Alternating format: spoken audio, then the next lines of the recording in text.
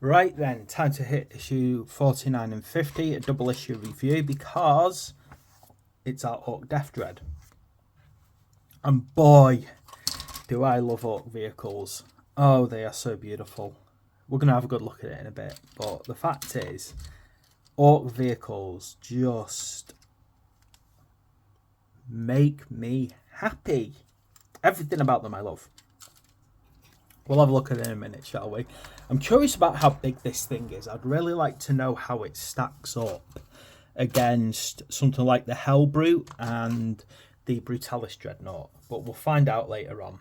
I'm glad that they've actually put the Death Dread in the issues as well, in the sense that we're getting the Killer Cans as extras, and I actually thought that they might do it the other way, give us the Killer Cans as in the actual magazines, and the Death Dread is the premium. There's a good chance that the Killer Cans are more plastic, so therefore they are technically the more expensive model. Right, Death Dreads though, absolutely beasts of a things. You can just instantly see multiple arms full of claws and guns and everything else you can imagine that you would really expect on an Orc vehicle. So let's have a look at the issues then. So starting off with our how to build. Kind of really do like the fact that they stuck on the plastic kit to the very circular body. A circular body on a Killer Can and a Death Dread has been something that's been built into the Orcs from a very early phase, and I really like that kind of appearance on Orc vehicles. Although a lot of Orc vehicles have certain blockiness in places, for the most part you do tend to get quite a bit of curvature, just enough of a curvature, but then a lot of sharp straight edges. It actually makes the aesthetic of Orcs quite intriguing. That combination of curvature, then suddenly very straight parts. If you contrast that against our Imperium, where everything is very solid and utilitarian, Orcs actually attempt an aesthetic. They actually try and be cool. That's one of the interesting things about them. They actually want to make an effort to appear different. They actually want you to know who they are and that they are the best. So, and you know, look at this. I mean, like, we've got our different options on this Death Dread. You know, we can do a different face. Of course, if you're doing Goths, Snake Bites, probably Death Skulls, perfect face. Otherwise, face number 2. You know, it's just worth looking into the different appearances, the different jaws that you can use, and so on. Even so, yeah, you've got like the good. I'm glad that they've actually it's about time they're showing the choices. This is good. This is what we've been missing so far with some of the kits, you know, like actual options and how to put them on. So pleased that they've done that with the Death Dread. They've said, you know what, do what makes you happy.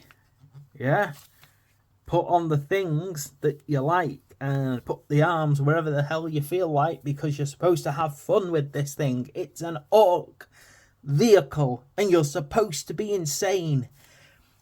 I love it. That's exactly what I want to see. Oh, there's just so many cool things going on this. I'm going to have fun putting this thing together. The problem is I can't do everything. I can't put anything on it. Right, anatomy of an Orc. Oh, right, so we got a bit of fun understanding what makes an Orc, which the thing is, it's a highly advanced fungus. That's one of the cool things. It is, an Orc is a fungus. It is a grows underneath a mushroom. It is part of the mycelium. It is literally part of the mycelial network. That is how Orcs are, and I love it, because why wouldn't you? And we get a little bit of reading up here about our Orky friends. Yeah, because Orcs really are the best. And it doesn't matter what anyone says, they are the best. Everyone knows it. If you look into it, oddly enough, the current orcs in 40k have evolved from their original form millions of years ago, so they are actually the end product of evolution that has actually made them dumber, and smaller. So if you think about how huge an orc is compared to a human, the original Crocs were huge and intelligent and had sophisticated weaponry. But somewhere along the line, evolution has kicked in and messed them up. So they're still formidable, but they are not the creatures that the old ones nurtured. Okay, a little bit about understanding armour. So armour is always useful if you don't want to end up being, killed easily. Of course, we've got things like the Space Marine armour, the Mark X armour that we're currently up to, but there has been multiple variants before that. We have things like Sisters of Battle, who have a form of power armour, although it's not as good as Space Marine armour. Though for game purposes, it's roughly the same protection. And things like bio armour, which is what our lovely Tyranid friends have. Of course, we want to know what we're doing with our Death Dread.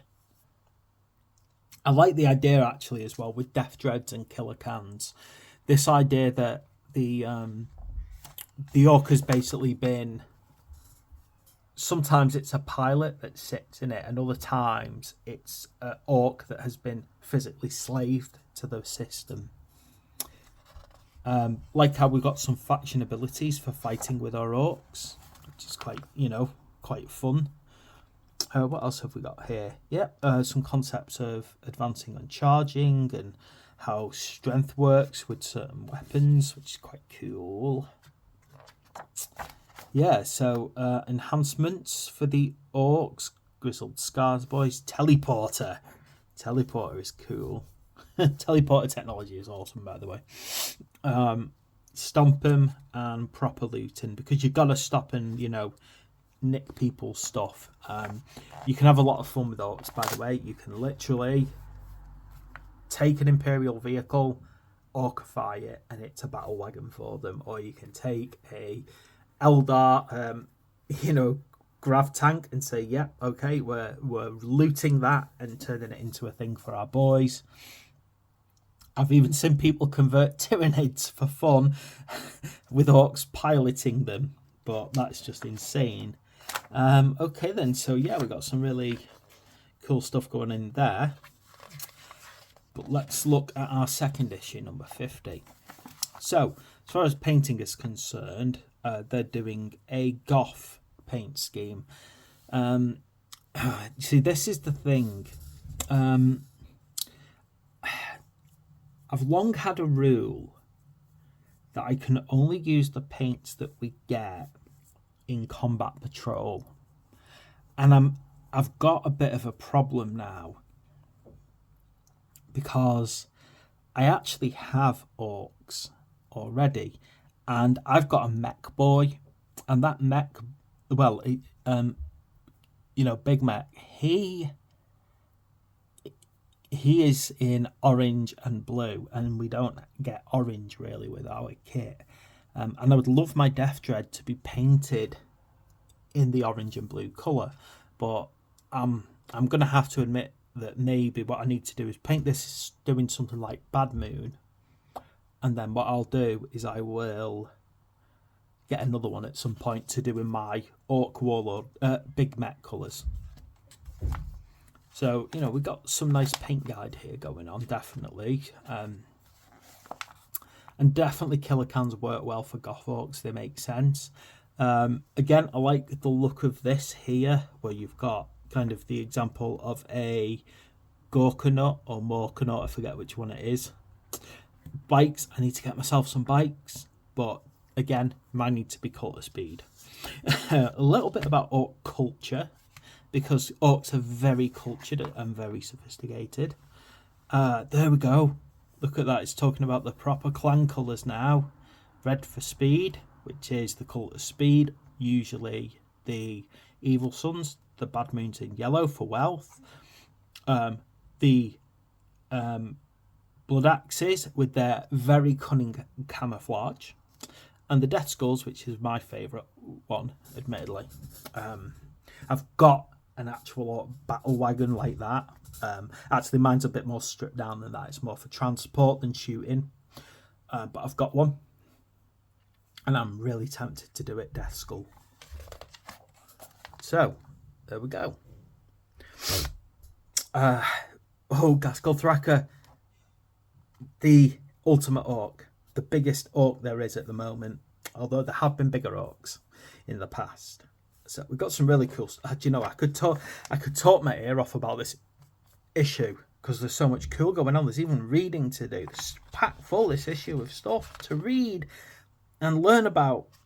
I love it. It's just so cool. So much to do. So much to read about. Combat Patrol for Gordran's Git Stompers. Nice. That's quite cool as well. So, something stompy this way comes as a battle scenario. Right, let's have a quick look at our miniatures. So this is where I love this. Right, I am curious about how big this thing is. So if this is the body height, I'm going to have to get my Hellbrute. So, see, this is where this Hellbrute model is just looks too tiny now, because if that is the body of our Death Dread, he's already kind of packing some decent size, isn't he, to begin with? Look at the weapon sizes by comparison. The width as well definitely shows off.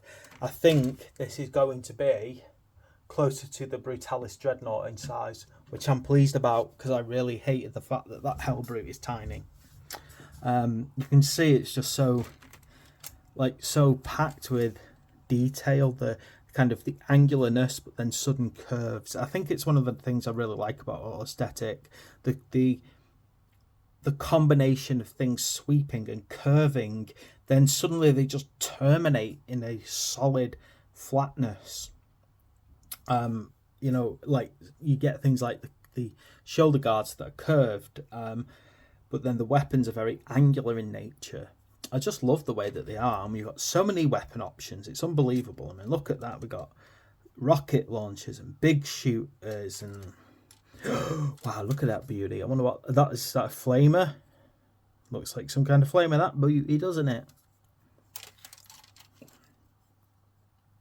Oh, wow. Yeah, I'm going to have fun deciding what to put on this. Definitely. I'm going to have to work out what all these weapons are as well. Yeah, we've got 2 different rocket launchers by the look of it.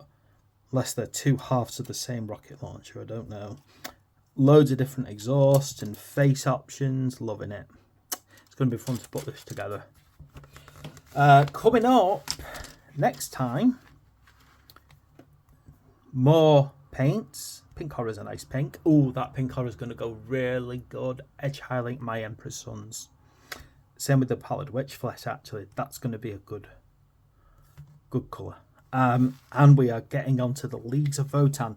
Never had the Leagues of Votann, never painted them before. They look like space dwarves.